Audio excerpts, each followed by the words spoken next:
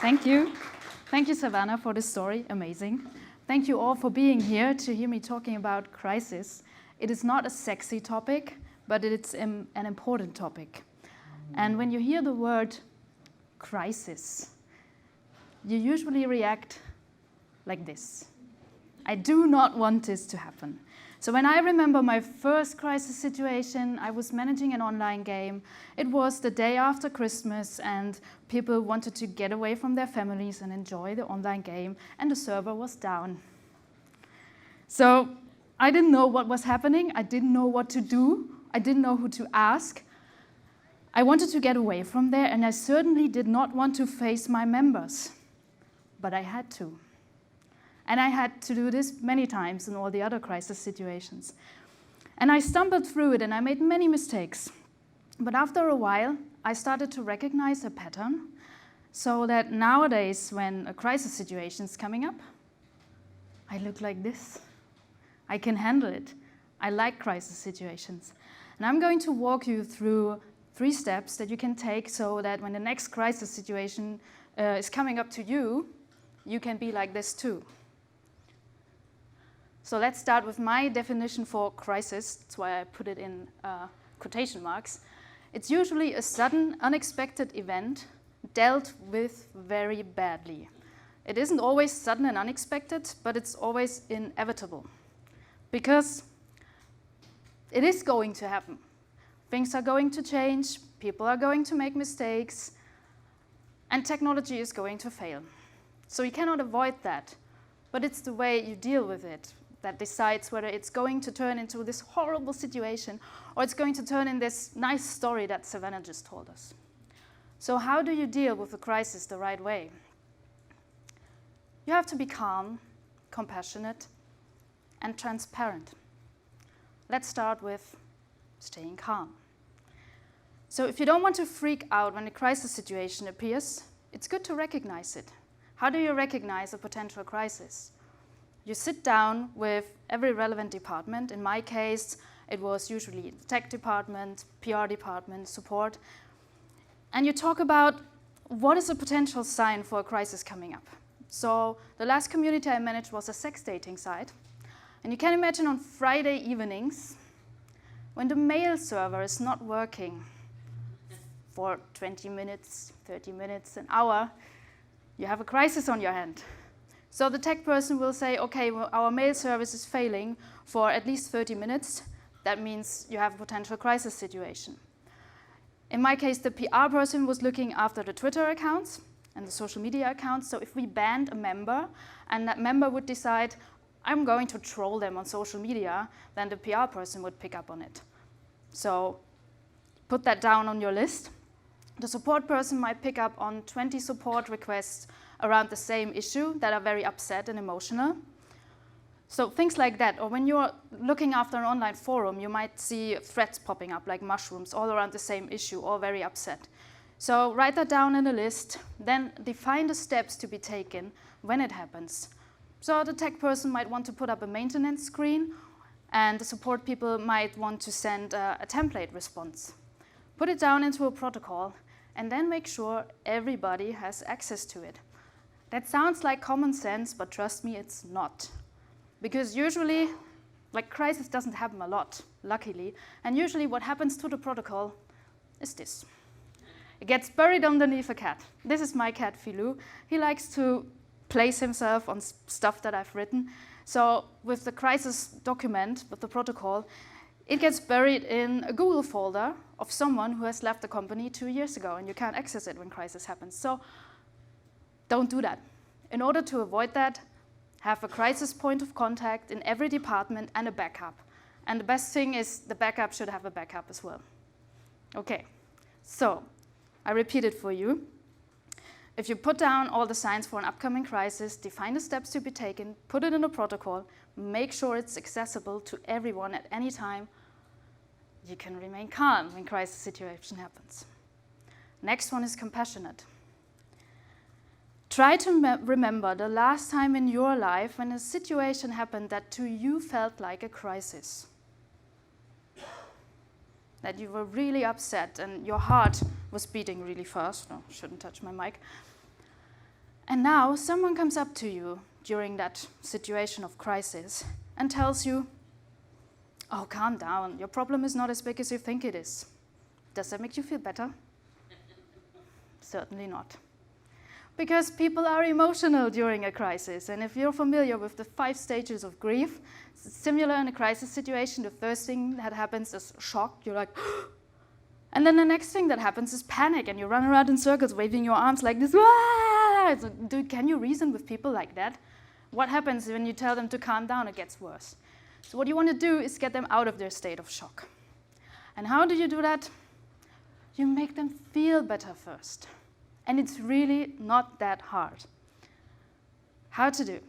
Listen. Just be there, listen. Don't say anything, just be there listening to them. Show understanding. Don't try to convince them that their problem is not as big as they think it is. It is big for them. And just be present. So this is easy when you're dealing with a community in person. If it's an online community, listening means you read their comments. But do they know that you're reading them? Probably not. So how do you show them that you understand them and that you're present? By using a language of compassion. And here are a couple of examples. And the last one, the thank you, you cannot say that often enough. Thank you for sharing your feelings. Thank you for sharing the information that you've got. I understand you. You have to do nothing more than that to calm them down, to be compassionate. So, I repeat it shortly, listen to them, show understanding, be present, and don't try to convince them that their problem is not as big as they think it is. Then you're done with compassionate. The last one is transparent. That sounds easier than it is, but guess what? Nobody wants to tell people what they don't want to hear. So a company usually does it like that. When a crisis happens, they will tell them 90% of the full truth, and they will hide the 10%, the ugliest bit of the full truth, usually saying, oh, they don't need to know this, it will only upset them more. And guess what? They will find out the whole truth. And what happens then is, you get the panic mode, and you might probably lose your members because you lied to them. In their opinion, you lied to them because you've hidden something. So don't do that. Be transparent from the start. And the 3 elements of transparency are: number 1, involvement. Get your most active and trusted members on board. I call them the super users. Some call them the power users. Whatever you call them, you know who I mean. And it's easy to do that if you're planning to do a change to your service, like the pricing model is going to change, or your subscription-based game is going free to play. I've had that. So, of course, there's going to be a crisis around that because things change. That's horrible. And before you do the official announcement, you get your super users on board and inform them. So they go through this stage of shock, panic, and all of that before you do the official announcement. And they can be your ground control when you actually do the official announcement. This is really helpful because you are, as the community manager, you're part of the company, you're part of the problem, you're the enemy. And your super users, they're part of the crowd. So they can be your ground control, calm the members down, inform them for you. Number 2 is information. That seems like common sense again, but it's not. Provide an up-to-date FAQ. And if you do the change of service thing, where you had your super users involved before, you can use their questions to compile an FAQ that really supports your members, because they will have the same questions. And it's important to have it up to date. Forums usually have a date and time stamp at the top, but people don't pay attention to that. So if you're in panic, if you're upset, you're really skeptical and you see the most negative in everything. So you might find the FAQ, you might read it, and then you go like, but is this still up to date? And you're going to ask the question anyway, huh? So put the date and the time that you last updated it at the top, and make sure you actually do update it. The last one is the most effective one, but it's also the hardest. You have to own the conversation in one information channel in order to go into dialogue with your members.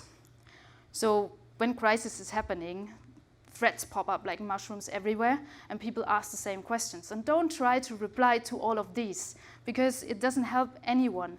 Your members will not know where to go, and you will be busy replying to the same question over and over. Shut those conversations down, redirect them to the one channel where you are. And there you can go into dialogue with them. And I'm going to share with you a technique that I learned from a psychologist, and it works wonders. It's called a slowed down dialogue. So imagine you're in a conversation with an upset member, be it online or offline.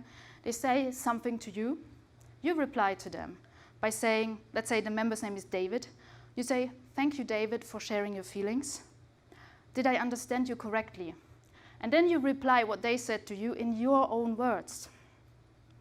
And what happens then is that they stop and think. And they will either say, "Yes, you understood me correctly," or they will say, "No, that's not what I meant." And then you can ask them, "Can you repeat to me what you're actually going to say?"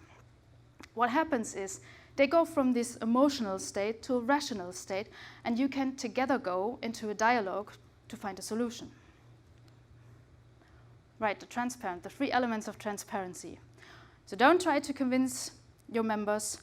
No, that was the other one. Don't try to hide the ugly bit of the truth, the 10%. Be 100% transparent by involving your super users, by having an up-to-date FAQ, and by going into dialogue with them in one conversation channel that you own. If you've done that, you're good with dealing a crisis situation. And in case you forgot what I've told you, I'm going to repeat it really quickly. Number 1, be prepared and stay calm. Sit down with your relevant departments, write down the signs for an upcoming crisis, define the steps to be taken, put them in a protocol, make sure it's always accessible to everyone by having a crisis point of contact and a backup. Number 2, be compassionate. Make your members feel better first. Don't try to tell them the problem is not as big as they think it is, but instead be there, listen, show understanding, and be present. And the last one, be transparent and involve your most active members. Involve them early on, have an up-to-date FAQ, and also have a conversation channel that you own where you can go into dialogue with them. And the last thing I'm going to share with you is that whenever I handled a crisis situation in the way that I just described, my community would grow stronger in the end. Because we went through this horrible situation as allies rather than enemies. And the level of trust among us was much higher than before. And the next time a similar situation would occur, the outcry would be much, much smaller. Because my members knew, we can handle this. So if you deal with a situation like that in the right way, you can turn crisis into a chance for your community to grow stronger. Thank you.